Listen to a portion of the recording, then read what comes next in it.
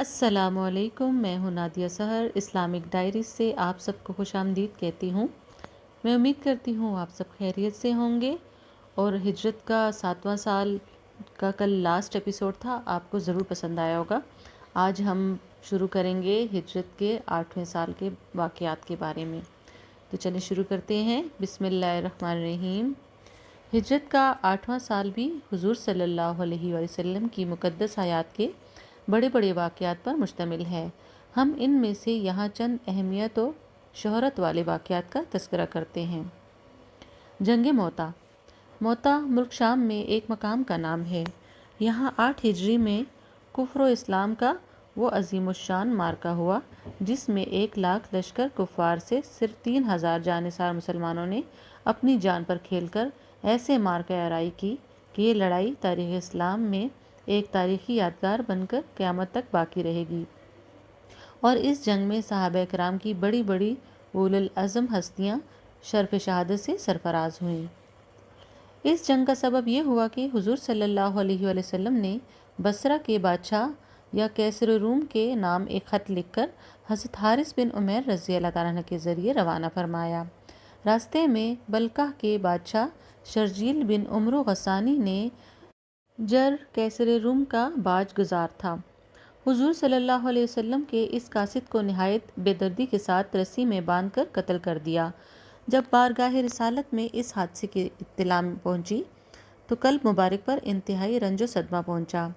اس وقت آپ نے 3,000 مسلمانوں کا لشکر تیار فرمایا اور اپنے دست مبارک سے سفید رنگ کا جھنڈا باندھ کر حضرت زید بن حارثہ رضی اللہ تعالیٰ عنہ کے ہاتھ میں دیا اور ان کو اس فوج کا سپاہ سالار بنایا، اور ارشاد فرمایا کہ اگر زید بن حارثہ شہید ہو جائیں تو حضرت جعفر سپاہ سالار ہوں گے، اور وہ بھی اگر شہادت سے سرفراز ہو جائیں تو اس جھنڈے کے علمبردار حضرت عبداللہ بن رواحہ ہوں گے رضی اللہ تعالیٰ عنہم۔ ان کے بعد لشکر اسلام جس کو منتخب کرے وہ سپاہ سالار ہوگا۔ اس لشکر کو رخصت کرنے کے لیے حضور صلی اللہ علیہ وسلم خود مقام تنیۃ الوداع تک تشریف لے گئے اور لشکر کے سپاہ سالار کو حکم فرمایا کہ تم ہمارے قاصد حضرت حارث بن عمیر رضی اللہ تعالیٰ عنہ کی شہادت گاہ میں جاؤ، جہاں اس جانثار نے ادائے فرض میں اپنی جان دے دی۔ پہلے وہاں کے کفار کو اسلام کی دعوت دو، اگر وہ لوگ اسلام قبول کر لیں تو پھر وہ تمہارے اسلامی بھائی ہیں، ورنہ تم اللہ کی مدد طلب کرتے ہوئے ان سے جہاد کرو۔ جب لشکر چل پڑا تو مسلمانوں نے بلند آواز سے یہ دعا دی کہ خدا سلامت اور کامیاب واپس لائے۔ جب یہ فوج مدینہ سے کچھ دور آگے نکل گئی تو خبر ملی کہ خود کیسر روم مشرکین کی 1,00,000 فوج لے کر بلقاء کی سرزمین پر خیمہ زن ہو گیا ہے۔ یہ خبر پا کر امیر لشکر حضرت زید بن حارثہ رضی اللہ تعالیٰ عنہ نے اپنے لشکر کو پڑاؤ کا حکم دے دیا اور ارادہ کیا کہ بارگاہ رسالت میں اس کی اطلاع دی جائے اور حکم کا انتظار کیا جائے، مگر حضرت عبداللہ بن رواحہ رضی اللہ تعالیٰ عنہ نے فرمایا کہ ہمارا مقصد فتح یا مال غنیمت نہیں ہے، بلکہ ہمارا مطلوب تو شہادت ہے، کیونکہ شہادت ہے مقصود مطلوب مومن، نہ مال غنیمت نہ کشور کشائی، اور یہ مقصد بلند ہر وقت اور ہر حالت میں حاصل ہو سکتا ہے۔ حضرت عبداللہ بن رواحہ رضی اللہ تعالیٰ عنہ کی یہ تقریر سن کر ہر مجاہد جوش جہاد میں بے خود ہو گیا، اور سب کی زبان پر یہی ترانہ تھا کہ بڑھتے چلو مجاہدو، بڑھتے چلو مجاہدو۔ غرض یہ مجاہدین اسلام موتا کی سرزمین میں داخل ہو گئے اور وہاں پہنچ کر دیکھا کہ واقعی ایک بہت بڑا لشکر ریشمی زرق برق وردیاں پہنے ہوئے بے پناہ تیاریوں کے ساتھ جنگ کے لیے کھڑا ہے۔ 1,00,000 سے زائد لشکر کا بھلا 3,000 سے مقابلہ ہی کیا، مگر مسلمان خدا کے بھروسے پر مقابلے کے لیے ڈٹ گئے۔ سب سے پہلے مسلمانوں کے امیر لشکر حضرت زید بن حارثہ رضی اللہ تعالیٰ عنہ نے آگے بڑھ کر کفار کے لشکر کو اسلام کی دعوت دی، جس کا جواب کفار نے تیروں کی مار اور تلواروں کے وار سے دیا۔ یہ منظر دیکھ کر مسلمان بھی جنگ کے لیے تیار ہو گئے اور لشکر اسلام کے سپاہ سالار حضرت زید بن حارثہ رضی اللہ تعالیٰ عنہ کو گھوڑے سے اتر کر میدان میں جنگ کے لیے کود پڑے، اور مسلمانوں نے بھی نہایت جوش و خروش کے ساتھ لڑنا شروع کر دیا۔ لیکن اس گھمسان کی لڑائی میں کافروں نے حضرت زید بن حارثہ کو نیزوں اور برچھوں سے چھیڑ ڈالا اور وہ جوان مردی کے ساتھ لڑتے ہوئے شہید ہو گئے۔ فوراً ہی جھپٹ کر حضرت جعفر بن ابی طالب رضی اللہ تعالیٰ عنہ نے پرچم اسلام کو اٹھا لیا، مگر ان کو ایک رومی مشرک نے ایسی تلوار ماری کہ یہ کٹ کر دو ٹکڑے ہو گئے۔ دونوں کا بیان ہے کہ ہم نے ان کی لاش دیکھی تھی، ان کے بدن پر نیزوں اور تلواروں کے 90 سے زائد زخم تھے، لیکن کوئی زخم ان کی پیٹھ کے پیچھے نہیں لگا تھا، بلکہ سب کے سب زخم سامنے ہی کی جانب سے لگے تھے۔ حضرت جعفر رضی اللہ تعالیٰ عنہ کے بعد حضرت عبداللہ بن رواحہ رضی اللہ تعالیٰ عنہ نے علم اسلام ہاتھ میں اٹھایا۔ فوراً ہی ان کے چچا زاد بھائی نے گوشت سے بھری ہوئی ایک بوٹی پیش کی اور عرض کیا کہ بھائی جان، آپ نے کچھ کھایا پیا نہیں ہے، لہٰذا اس کو کھا لیجئے۔ آپ نے ایک ہی مرتبہ دانت سے نوچ کر کھایا تھا کہ کفار کا بے پناہ ہجوم آپ پر ٹوٹ پڑا۔ آپ نے ہڈی پھینک دی اور تلوار نکال کر دشمنوں کے نرغہ میں گھس کر رجز کے اشعار پڑھتے ہوئے انتہائی دلیری اور جانبازی کے ساتھ لڑنے لگے، مگر زخموں سے نڈال ہو کر زمین پر گر پڑے اور شربت شہادت سے سیراب ہو گئے۔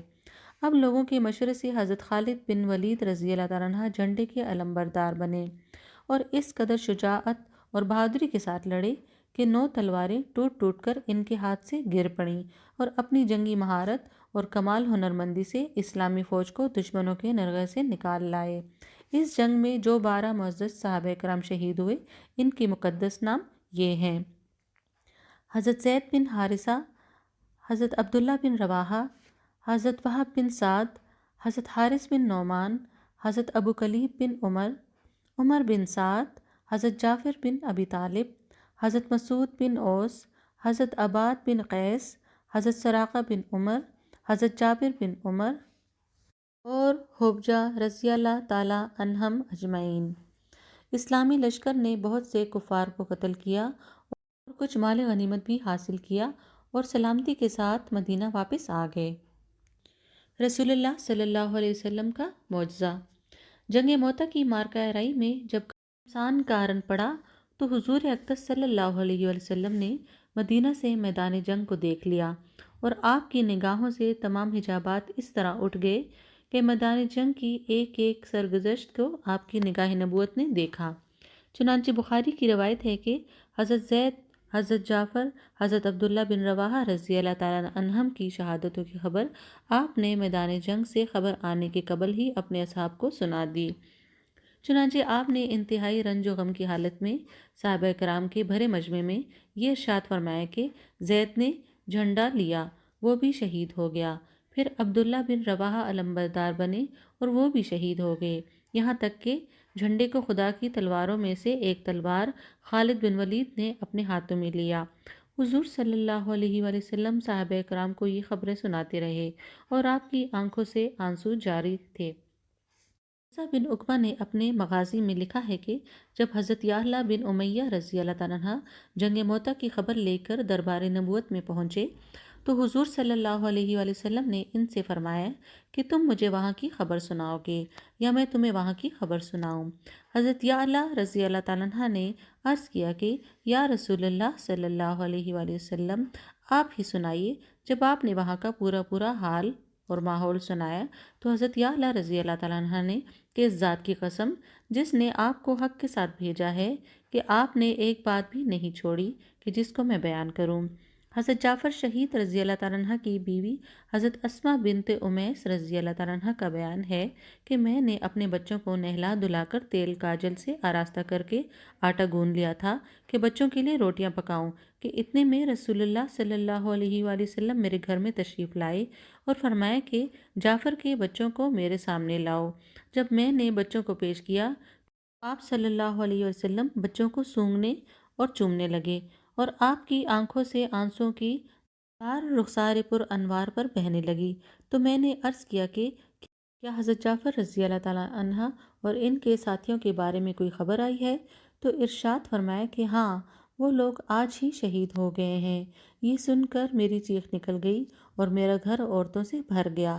اس کے بعد حضور صلی اللہ علیہ وآلہ وسلم اپنے کاشان نبوت میں تشریف لے گئے اور ازواج مطہرات سے فرمایا کہ جعفر کے گھر والوں کے لیے کھانا تیار کراؤ۔ جب حضرت خالد بن ولید رضی اللہ تعالیٰ عنہ اپنے لشکر کے ساتھ مدینہ کے قریب پہنچے تو حضور صلی اللہ علیہ وآلہ وسلم گھوڑے پر سوار ہو کر ان لوگوں کے استقبال کے لیے تشریف لے گئے، اور مدینہ کے مسلمان اور چھوٹے چھوٹے بچے بھی دوڑتے ہوئے مجاہدین اسلام کی ملاقات کے لیے گئے، اور حضرت حسان بن ثابت رضی اللہ تعالیٰ عنہ نے جنگ موتا کے شہداء کرام کا ایسا پردرد مرثیہ سنایا کہ تمام سامعین رونے لگے۔ حضرت جعفر رضی اللہ تعالیٰ عنہ کے دونوں ہاتھ شہادت کے وقت کٹ کر گر پڑے تھے، تو حضور صلی اللہ علیہ وآلہ وسلم نے ان کے بارے میں ارشاد فرمایا کہ اللہ تعالیٰ نے حضرت جعفر کو ان کے دونوں ہاتھوں کے بدلے 2 بازو عطا فرمائے ہیں، جن سے اڑ اڑ کر وہ جنت میں جہاں چاہتے ہیں چلے جاتے ہیں۔ یہی وجہ ہے کہ حضرت عبداللہ بن عمر رضی اللہ تعالیٰ عنہ جب حضرت جعفر رضی اللہ تعالیٰ عنہ کے صاحبزادے حضرت عبداللہ رضی اللہ تعالیٰ عنہ کو سلام کرتے تھے تو یہ کہتے تھے، السلام علیکہ یا ابن ذی الجناحین، یعنی اے 2 بازوں والے کے فرزند، تم پر سلام ہو۔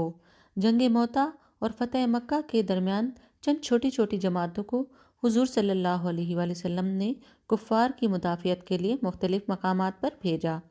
ان میں سے بعض لشکروں کے ساتھ کفار کا ٹکراؤ بھی ہوا، جن کا مفصل تذکرہ زرقانی و مدارج النبوہ وغیرہ میں لکھا ہوا ہے۔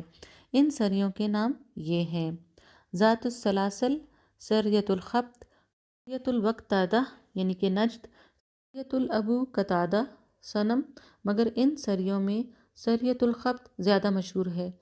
مختصر بیان یہ ہے۔ اس سریہ کو حضرت امام بخاری نے غزوہ سیف البحر کے نام سے ذکر کیا ہے۔ رجب سن 8 ہجری میں حضور صلی اللہ علیہ وآلہ وسلم نے حضرت ابو عبیدہ بن جراح رضی اللہ تعالیٰ عنہ کو 300 صحابہ کے لشکر پر امیر بنا کر ساحل سمندر کی جانب روانہ فرمایا، تاکہ یہ لوگ قبیلہ جہینہ کے کفار کی شرارتوں پر نظر رکھیں۔ اس لشکر میں خوراک کی اس قدر کمی پڑ گئی کہ امیر لشکر مجاہدین کو روزانہ 1 کھجور راشن میں دیتے تھے، یہاں تک کہ ایک وقت ایسا بھی آ گیا کہ یہ کھجوریں بھی ختم ہو گئی اور لوگ بھوک سے بے چین ہو کر درختوں کے پتے کھانے لگے۔ یہی وجہ ہے کہ عام طور پر مورخین نے اس سریہ کا نام سریۃ الخبط یا جیش الخبط رکھا ہے۔ خبط عربی زبان میں درخت کے پتوں کو کہتے ہیں، چونکہ مجاہدین اسلام نے اس سریہ میں درختوں کے پتے کھا کر جان بچائی، یہ سریۃ الخبط کے نام سے مشہور ہے۔ میں امید کرتی ہوں میرا آج کا ایپیسوڈ آپ کو پسند آئے گا، تو میری ویڈیو کو لائک کریں، شیئر کریں، میرے چینل کو سبسکرائب کریں۔ اپنا بہت زیادہ خیال رکھیے گا، دعاؤں میں یاد رکھیے گا۔ آپ سب کا بہت شکریہ۔ کل ملتے ہیں نئے ایپیسوڈ کے ساتھ۔ اللہ حافظ۔